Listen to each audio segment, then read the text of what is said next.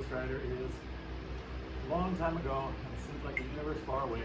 I was a technical guy, and I was a technical guy for 33 years. So I managed the data center at Trader Joe's in California for 20 years. I was a VP of 2 companies. I did all kinds of things, had all kinds of adventures in the tech field, in computer disasters. I was in charge of the disaster recovery. I was in charge of security. I was in charge of a lot of things. And eventually it just became too stressful. Over 50, started thinking about retirement, started thinking, oh my God, I'm going to spend 15 more years in this job, and it's toxic. So I decided to take the leap and become a writer. And the first thing I did was write a whole bunch of books. And some of them sold, and some of them didn't, but I realized I'm not going to make a living by selling books because they don't have the patience for the marketing. So I fell into ghostwriting and started with a ghostwriting company. And he paid me a whole $1,000 to write a book, which is like nothing. And I worked through that and then realized I could do much better. And he told me, you're not going to make money writing books, you can't, blah, blah, blah, you don't have the marketing chops. The very next day after I quit, I had a $10,000 book, and the very next day after that, I had a $15,000 book. I was on my way. So that was fun. So then I just kept doing it and kept being a ghostwriter. One of my tasks as a ghostwriter is I write memoirs. That's one of the things that I do. I also write science fiction, specifically for a major name rock star. I write, I can't name because of course not confidential. Confidential rather. That's why they call it ghosts. Yeah.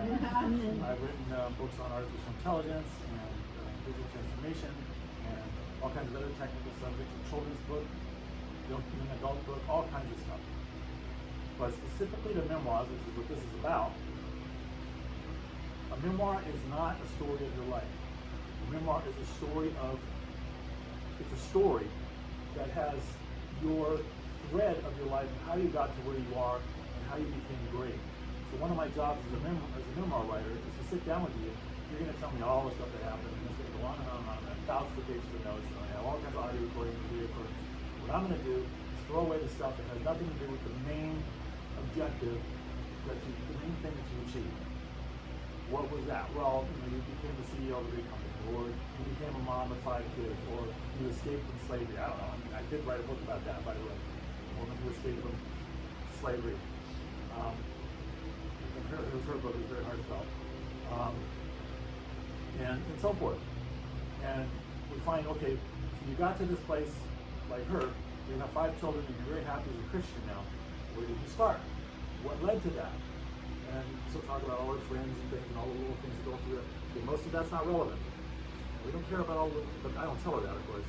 But we cut that stuff out. Half the job of a memoir writer is to cut out 90% of what you tell me and focus on the important things. Because when you read a book, you want to know that the primary character had a party that day that had nothing to do with anything. Or that primary character did this, or primary character. You want to know that this party, if it's a party in Dune, it's not in the movie, it's in the book, that has to do, that was a good catch, huh? That has to do with the book. That's a good party. Then there's parties and books that have nothing to do with anything.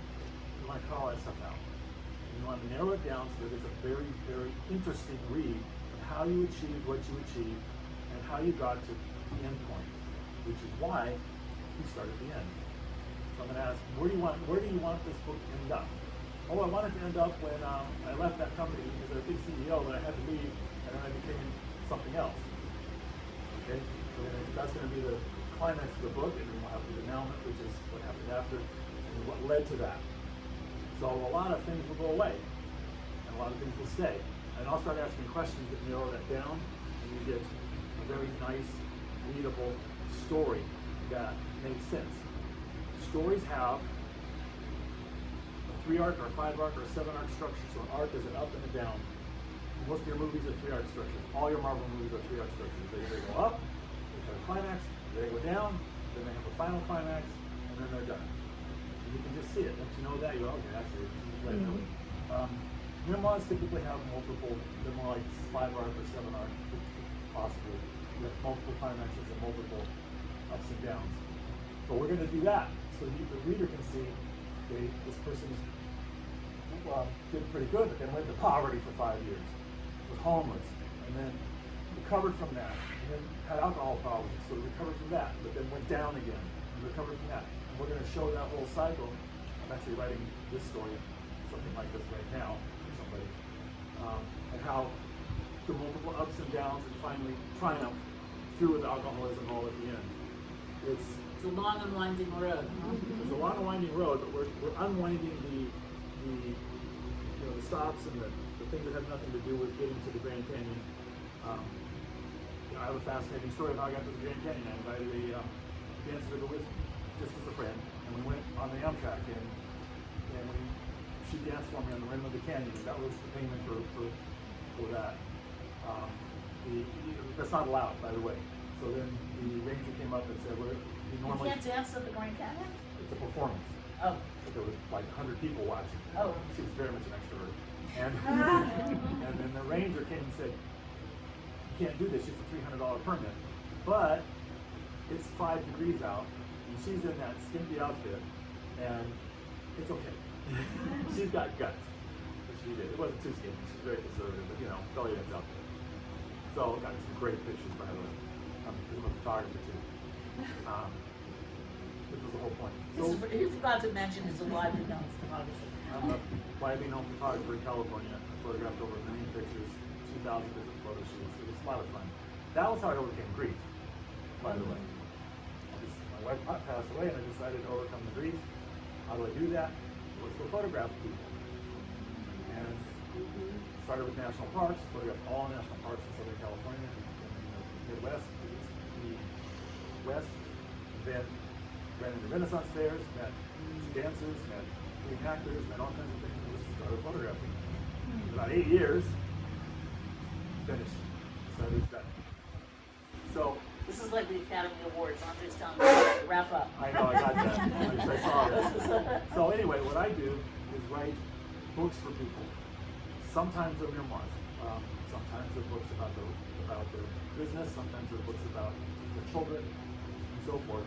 So if you all have memoir type things you want to do, could be a small book, could be a chapter, could be a whole thing, could be organizing photos with descriptions of each. I can help with that. So I've got a few business cards, not a lot. If anybody's interested, I can give you my business card, and we can hook up later. Yeah. And he can answer in this format as we go along if you have questions about that. That's why he's here. Since Andrea rudely interrupted me. Yeah. Okay. Thank you, Richard. Yay!